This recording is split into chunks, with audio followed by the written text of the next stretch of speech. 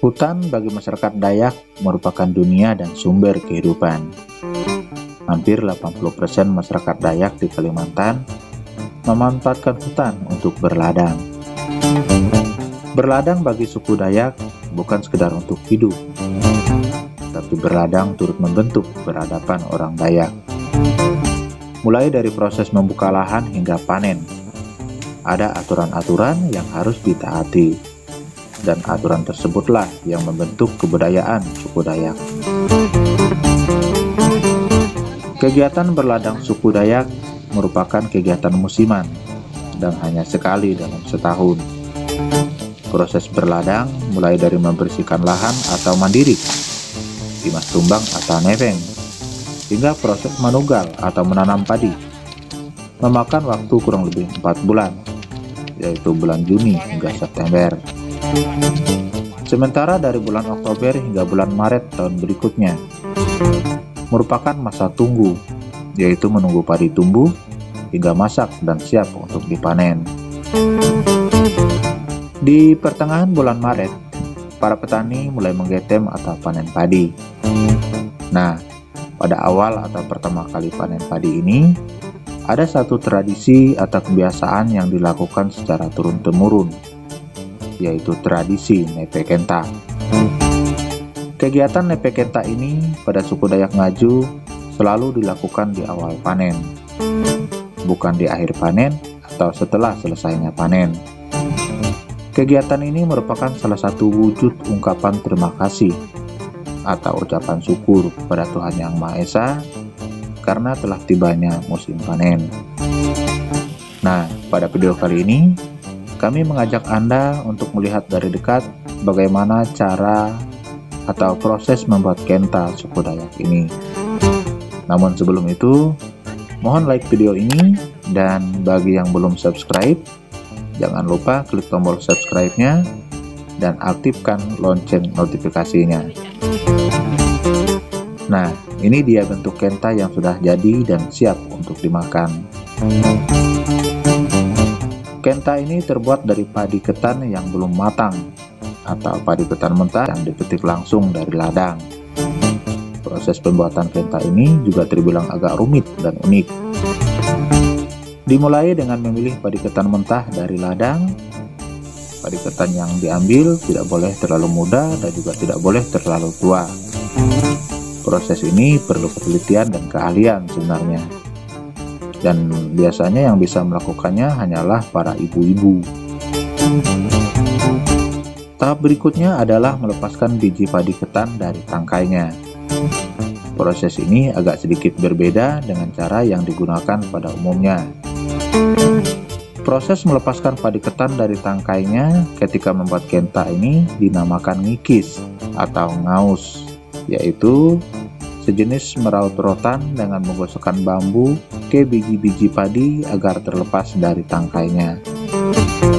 Setelah semua biji padi dilepas dari tangkainya, tahap selanjutnya adalah memasak biji padi ketan tersebut. Kadang ada juga yang merendamnya terlebih dahulu sebelum dimasak.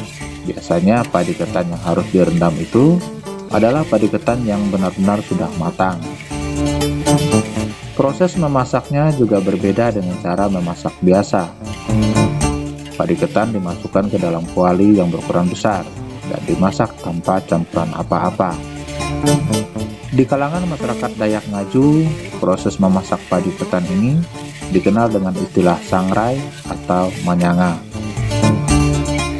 Setelah kurang lebih 30 menit, padi ketan diangkat dan didinginkan. Proses memasaknya juga harus pas, tidak boleh mentah dan juga tidak boleh terlalu masak, karena nanti hasilnya kurang begitu bagus. Selanjutnya padi ketan yang sudah didinginkan ditumbuk atau kalau dalam bahasa Dayak Ngaju disebut nepe. Alat-alat yang digunakan pun adalah alat-alat tradisional seperti lisung, alu, kiap, dan sukir. Fase ini benar-benar perlu tenaga ekstra untuk menumbuk padi tersebut. Bagaimana tidak, karena padi ketan harus berubah menjadi pipih dan terpisah dari kulitnya. Selanjutnya padi ketan yang ditumbuk tadi kita tampi dengan alat penampi yang disebut kiap. Tujuannya untuk memisahkan gabah atau dedak dari padi ketan tadi.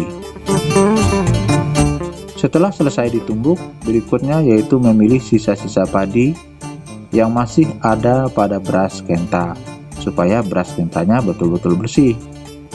Nah, sampai tahap ini, penumbukan padi ketan menjadi beras kenta sebenarnya telah selesai. Nah, sekarang kita masuk ke tahap berikutnya, yaitu memasak kenta ini. Pada dasarnya, kenta ini sudah bisa langsung dimakan, tanpa harus dimasak.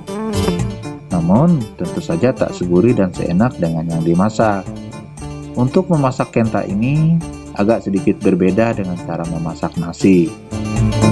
Kalau kenta cukup dicampur dengan air panas selama kurang lebih 15 menit.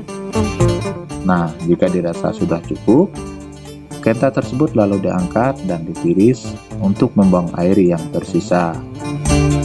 Agar kenta ini terasa lebih gurih dan nikmat, kita harus mencampurnya dengan parutan kelapa dan gula pasir ataupun gula merah.